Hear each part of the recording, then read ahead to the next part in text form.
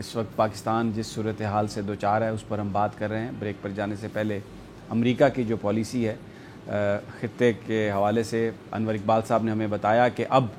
American realise کر رہے ہیں کہ وزیر اعظم پاکستان سے بات نہ کرنا، پاکستان کو اگنور کرنا شاید یہ ایک غلط پالیسی تھی، اور اب یہ کہہ رہا ہے پینٹاگون کہ ہو سکتا ہے امریکی انخلا سست روی کا شکار ہو جائے وہاں سے، لیکن اس وقت حقیقت یہ ہے کہ امریکنز کنفیوز ہیں، ان کے پاس کوئی روڈ میپ نہیں ہے، وہ ڈیسپریٹلی کوشش کر رہے ہیں کہ کہیں نہ کہیں سے کوئی اڈے مل جائیں۔ پاکستان نے، وزیر اعظم پاکستان نے ٹوٹلی ریفیوز کر دیا ان کو۔ آرمی چیف آذربائیجان میں تھے، اب وہ ٹرکی میں ہے۔ تاشکند، وہ جو تاجکستان ہے، وہ انکار کر چکا ہے امریکہ کو آلریڈی۔ آذربائیجان اب دیکھیں کہ کہیں سے کوئی رعایت ملتی ہے یا نہیں۔ بہرحال اس کا بڑا امپیکٹ ہوگا، اور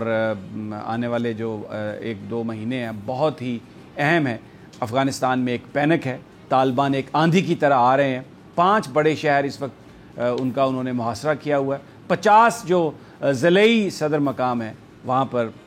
پچھلے 4 ہفتوں میں طالبان نے قبضہ کیا ہے اس پر، اور سرنڈر کی ویڈیوز آ رہی ہیں، اور بالکل ایک آندھی کی مانند وہ پورے افغانستان میں بڑھتے چلے جا رہے ہیں۔ یہ ایک ایسا فنامنا ہے جو جس کو اینٹیسپیٹ کیا گیا تھا، لیکن اب اس کو روکنا امریکہ کے بس میں نہیں ہے۔ ہم تھوڑا سا ڈومیسٹک پالیٹکس کی طرف جائیں گے، اور پھر اس کے بعد جو اگلا پروگرام کا حصہ ہے اس میں انور عباس سے رائے لیں گے، کیونکہ سعودی عرب کے وزیر خارجہ بھی آ رہے ہیں اور بڑی پاکستان کے لیے بڑی اچھی خبریں لا رہے ہیں۔ لیکن سب سے پہلے صدیق ساجد صاحب، پاکستان کے اندر ابھی جو تازہ ترین ہے، یار محمد رند صاحب نے بلوچستان میں انہوں نے وزارت سے استعفیٰ دے دیا۔ انہوں نے کہا وہ پی ٹی آئی بلوچستان کے صدر ہیں، اور بڑی کوشش ہو رہی تھی کہ ان کا وہ راضی نامہ رہے جام کمال صاحب کے ساتھ، لیکن انہوں نے کہا کہ اس حکومت کا میں حصہ نہیں بن سکتا۔ تو یہ ایک بڑا دھچکا ہے وہاں پر، جو کولیشن چل رہی ہے وہ فال بھی کر سکتی ہے۔ اور دوسری طرف پرویز الہی صاحب کی بڑی ملاقاتیں ہوئی ہیں زرداری صاحب سے،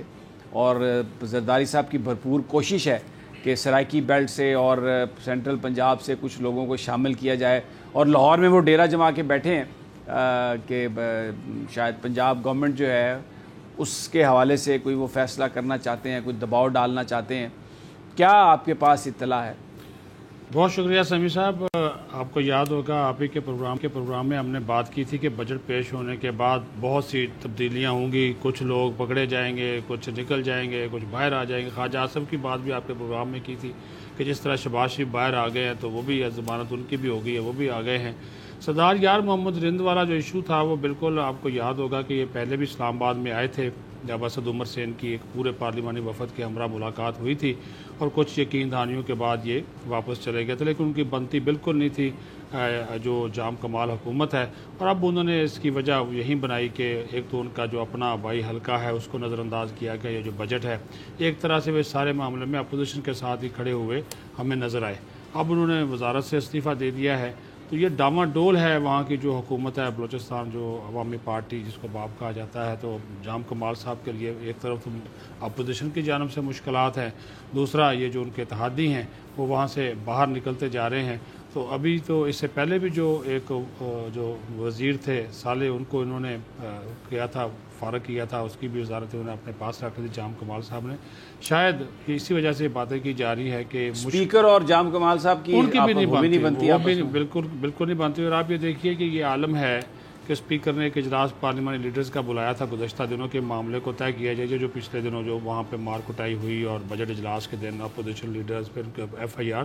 صرف یار محمد رند گئے، باقی کوئی اپوزیشن کا یا اتحادیوں کا یا خود حکومت کے جو پارلیمانی لیڈرز تھے وہ اس اجلاس میں شرکت کرنے کے لیے پہنچے ہی نہیں۔ اصل میں جو جام کمال کے اوپر سب سے بڑا اعتراض ہے وہ یہی ہے کہ وہ کسی کو اعتماد میں نہیں لیتے اپنے فیصلوں کے اوپر۔ اپوزیشن تو چلو ٹھیک ہے، یہ ہم اس بات میں نہیں، میں دیکھیں یہ تو پچھلے 3 سال سے ایسا چل رہا ہے نا، بات یہ نہیں ہے۔ یہ جب حکومتیں ٹوٹتی ہیں بنتی ہیں تو پیچھے کوئی نہ کوئی کہانی بڑی ہوتی ہے۔ تو یہ ایک جو اس وقت پاکستان میں جو ایک کانفلکٹ ہے وہ ہمیں نظر آ رہا ہے، بلوچستان میں بھی مرکز کی طرف آ جاتے ہیں۔ یہاں پر مولانا فضل الرحمان اور نون لیگ کی آپس میں کھٹ پٹ شروع ہو گئی ہے، کیونکہ اس کی وجہ یہ بتائی جاتی ہے کہ جو نون لیگ نے جو پیپلز پارٹی سے جھگڑا کیا تھا یوسف رضا گیلانی کی وجہ سے، تو یہ ڈیمانڈ نون لیگ کی تھی کہ پیپلز پارٹی معذرت کرے، تو پھر اس کے بعد اس کو ہم PDM میں لے کے آگے چلتے ہیں۔ اور مولانا فضل الرحمان باوجود اس کے کہ ان کی اس بات پر تحفظات تھے وہ نون لیگ کے ساتھ کھڑے ہوئے. لیکن اب شہباز شریف صاحب آ گئے. شہباز شریف صاحب نے پیپلز پارٹی کے ساتھ پینگیں بڑھانا شروع کر دی,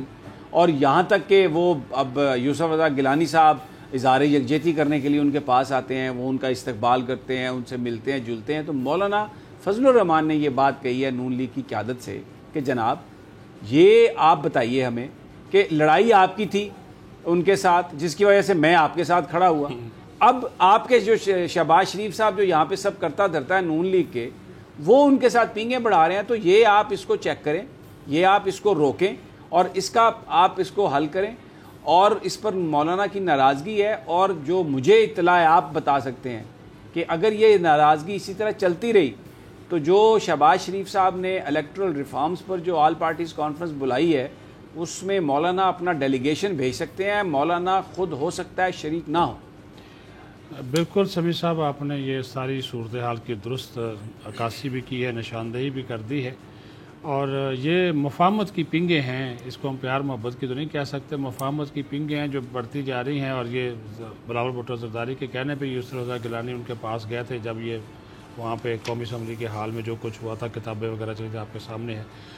اصل میں میری انفارمیشن کے مطابق یہ جو آپ بات کر رہے ہیں اپوزیشن کی جو کل جماعتی کانفرنس انتخابی اصلاحات کے اوپر, یہ کل ہونی تھی 24 تاریخ کو تجویز ایک تاریخ کی گئی تھی, لیکن مولانا فضل الرحمان نے اس کے اوپر تحفظات کا اظہار کیا. اور آپ کی بات بالکل ٹھیک ہے, اور انہوں نے کہا کہ ایک طرف تو پی ڈی ایم میں ہم پیپلز پارٹی کو لے نہیں رہے, دوسری طرف آپ مجھے انوائٹ کر رہے ہیں کہ میں پی ڈی ایم جو آئی پی سی اپوزیشن کی ہے اس میں پیپلز پارٹی کے ساتھ بیٹھوں, اور 8 جماعتیں پی ڈی ایم کا اس وقت حصہ ان کو ایک طرف کر کے ان کے ساتھ میں آ کر بیٹھ جاؤں. ایسا ممکن نہیں ہے. گویا حالانکہ